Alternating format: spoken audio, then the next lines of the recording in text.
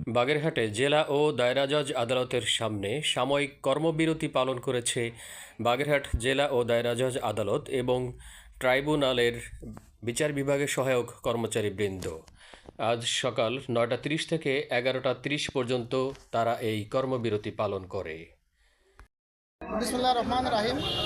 আমি বাগেরহাট জেলার বিচার বিভাগ অ্যাসোসিয়েশনের সাধারণ সম্পাদক।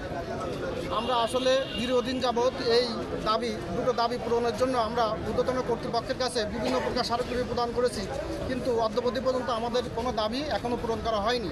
যার পরিপ্রেক্ষিতে আমরা বিগত 22 এপ্রিল 2025 তারিখে আমরা কর্মবিরতি পালনের হুঁশিয়ার দিয়েছিলাম। সেই হুঁশিয়ারির আলোকেই আজকে আমাদের সেই কর্মবিরতির দিন।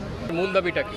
আমাদের মূল দুটো দাবি হচ্ছে বাংলাদেশ বিচার বিভাগ অ্যাসোসিয়েশনের আলোকে বেতন ভাতা প্রদান এবং আমাদের স্বতন্ত্র নিয়োগ বিধি প্রদান করা। এই দুটো দাবি হচ্ছে আমাদের মূল দাবি। আপনাদের উপরে নির্বাহী বিভাগের কোনো চাপ আছে কিনা?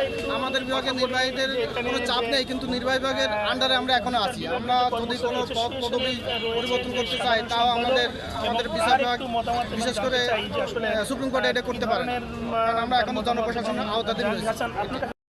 এ সময় আদালতের এজলাস, সেরেস্তা, নেজারত ও রেকর্ড রুম সহ সকল অফিসসমূহ সাময়িকভাবে বন্ধ দেখা যায়। এতে সাধারণ জনগণ কিছুটা ভোগান্তিতে পড়ে।